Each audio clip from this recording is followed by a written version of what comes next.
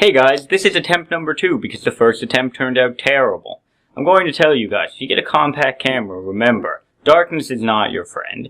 Anyway, today is the 4th of London Blitz. Wait, no. 4th of July? That's right. Sorry, it just sounds like the London Blitz. I think it's an act of solidarity with, Great Britain. Not positive. Anyway, today is the 4th of July. The 4th of July is America's birth date. Now, that's not really America's birth date. There's like 8 American birth dates. You've got when we signed the Declaration of Independence, when King George got the Declaration of Independence, which was like 3 months later, because, you know, it takes a while to get post from here to Great Britain when all you have are sailing ships. Then you have the war, which we were not really independent until we beat Great Britain. So there's our 3rd date.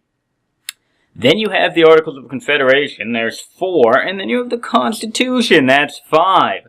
And really, you could argue that the Constitution wasn't even binding until all 13 colonies, or states at this point, had ratified it in their own legislatures. So really, the birth date of the United States as we know it was not until every state ratified the Constitution. So, you know, that's part of the issue. Anyway, basically, our government is complicated. We started out with a document called, I'm checking my face in the lens here, the Articles of Confederation. The Articles of Confederation were basically the pre-Constitution, and they were terrible. So, once that occurred, we needed something better, and we scrapped the Articles after, what was it, 7 years? I'm not positive, I'm not an expert on this, and we got the Constitution. Now, at the time, the Constitution was revolutionary. It was pretty easy to change, 3/4 majority. It gave the states a lot of rights, which is something they wanted, but it gave the central government the power to enforce a loose confederacy, or, I guess it would be a confederacy, that's why they called the first one the Articles of Confederation. It gave the central government the ability to keep the states in check.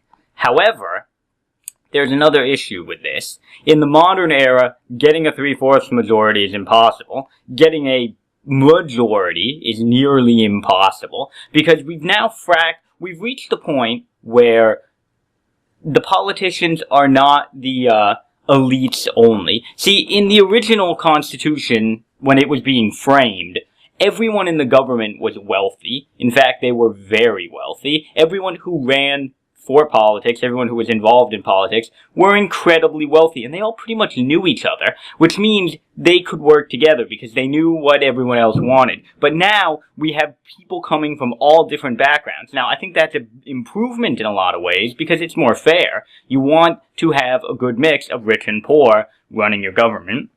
The problem is it's mostly still the rich, but they argue a hell of a lot more. In fact, they never get anything done anymore because the two parties have fractured incredibly. Now, I'm going to point out, the Founding Fathers never intended for a party system. In fact, people like George Washington, which we call members of the Whig Party, were not actually members of any party. The Whig Party is a term we created, meaning you are not in any party.